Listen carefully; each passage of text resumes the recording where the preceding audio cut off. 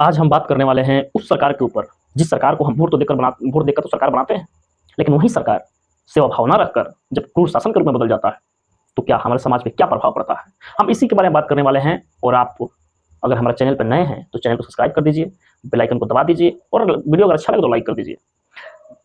अगला वीडियो जब आए आपके पास तो तुरंत पहुंच जाए। चलिए हम बिना देर किए शुरू करते हैं अपने वीडियो को, और इस वीडियो में बताएंगे हम कि क्या हमारे द्वारा दिए गए वोट हमारे पक्ष में कितना होता है और विपक्ष में कितना होता है। चलिए देर ना करें और वीडियो को शुरू करते हैं हम कि सेवा भाव क्या होता है।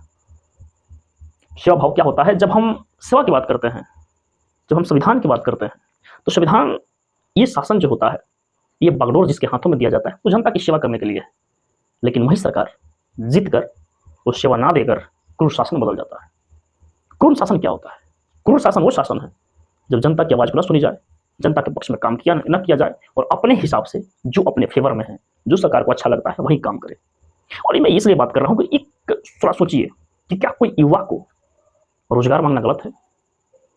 क्या एक युवा समाज को रोजगार मांगना गलत है?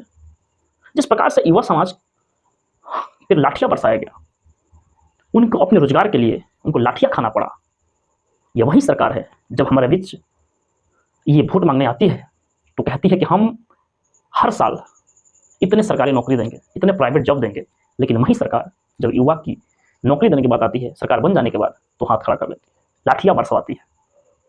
तो क्या एक युवा को अपने समाज से, अपने सरकार से अपने हक की लड़ाई लड़ना गलत है कि उस पर लाठियां बरसाया जाता है? तो यह शासन क्या सेवा भाव है या क्रूर शासन है? ये मैं पूछ नहीं रहा हूं, ये समाज पूछ रहा है। ये मेरा वचन नहीं है, ये आज का दौर का वचन है कि अगर कोई युवा रोजगार मांगता है तो क्या वो आंदोलनकारी हो गया, क्या अपराधी हो गया कि उस पर लगातार लाठियां बरसाया जाता है? क्या ये गलत है या सही? किसी युवा को रोजगार ही उनका मूल जड़ है। जब तक उसको रोजगार ना मिला वो युवा किसी काम का नहीं है, नालायक हो जाता है अपने घर के लिए, अपने समाज के लिए। और वो युवा जब अपने रोजगार की बात करता है तो सरकार उस पर लाठियां बरसवाती है। तो क्या ये सरकार सेवा भाव की शासन है या फिर वही सरकार जो लाठियां बरसवाती है? ये क्रूर शासन का एक अहम हिस्सा है, एक झलक है कि अगर आप सरकार के खिलाफ जाओगे, अगर सरकार से मांग करोगे तो आपको लाठियां खाना पड़ेगा। क्या ऐसा है? क्या इसी सरकार को हम अपना वोट देकर बनाए हैं? नहीं, ये समाज उस सरकार को आशा में लेकर नहीं बनाया गया। जब हमारे बच्चे, जब हमारे युवा समाज जब वोट दे रहे हैं और जब वो जाएं सरकार से अपना हक मांगने तो सरकार उस पर लाठियां बरसवाए। ये क्रूर हिस्सा, ये क्रूर शासन का एक अहम हिस्सा है। बेरोजगारी जो है वो एक अपराध का अहम हिस्सा हो सकता है। बेरोजगारी जितना बढ़ता जाएगा, अपराध दर उतना ही बढ़ता जाएगा, क्योंकि बेरोजगारी से ही अपराध का जन्म होता है। और बेरोजगारी बिहार और यूपी में जिस तरीके से है, यहाँ अपराध का भी उतना ही दर आगे है। जिस राज्य में बेरोजगारी दर कम है वहाँ अपराध भी कम है। तो ऐसा मान लेंगे हम और ऐसा मानते हैं कि बेरोजगारी अपराध बढ़ाने का एक अहम हिस्सा है। इसलिए बेरोजगारी को कम करना सरकार का प्राथमिकता होना चाहिए। बेरोजगारी को खत्म करना सरकार को प्राथमिकता होना चाहिए, लेकिन सरकार नहीं बेरोजगारी खत्म करती है। एक सवाल आता है मेरे दिमाग में कि क्या युवा केवल वोट देने के लिए बना है? क्या युवा केवल बेरोजगार रहने के लिए बना है? या युवा केवल पलायन करने के लिए बना है? क्या युवा बिहार से हमेशा पलायन करता रहे?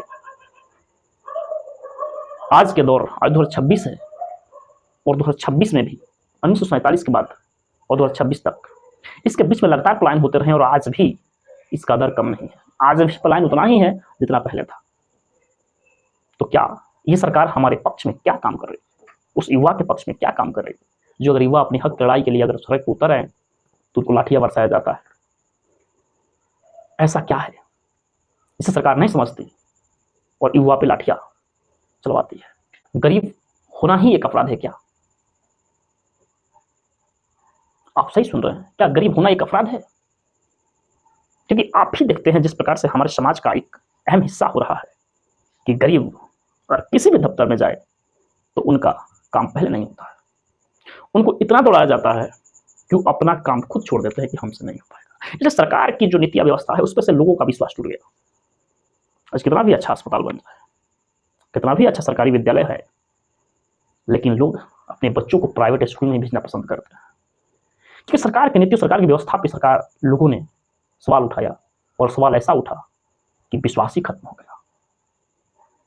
एक गरीब जब सरकारी दफ्तर में जाता है तो उसके साथ वो इस हिसाब से सलूक किया जाता है ताकि उसका कुछ है ही नहीं, वो देश का नागरिक नहीं है, या वो अपना वोट नहीं देता है सरकार को बनाने में।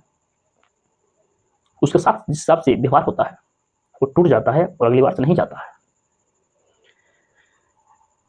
गरीब को अपराध साट देना एक विचार नहीं, एक ये वर्ड नहीं, एक वाक्य नहीं, ये एक सत्य कहावत है। ये फिजिकली प्रूव्ड है कि एक गरीब को ना दोष किया हो फिर भी अधिकारियों द्वारा उस पर दोष सटाया जाता है, दोषी करार दिया जाता है। केस FIR किसी और पे होना चाहिए और होता किसी और पे, जेल किसी और को जाना चाहिए और जाता कोई और है। ऐसा सिस्टम है हमारे बिहार का, ऐसा सिस्टम है हमारे देश का।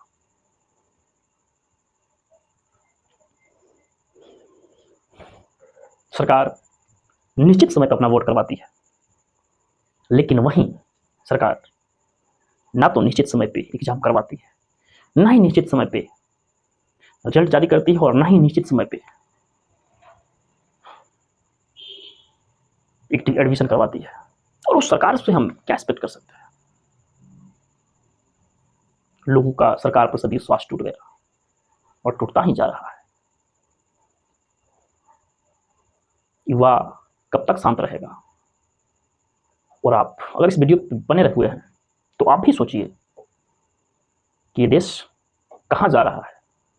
जो पढ़ा लिखा आदमी है वो बाहर है, जो अनपढ़ है वो सरकार में है, मंत्री बने हुए हैं। क्या होगा इस देश का? क्या होने वाला है इस देश का? थोड़ा सोचिए, समझिए, और अगले वीडियो में बनने के लिए लाइक, सब्सक्राइब और बेल आइकन को दबा दीजिए। धन्यवाद। आप सुन रहे हैं आपन मंच अपनों के साथ। नमस्कार।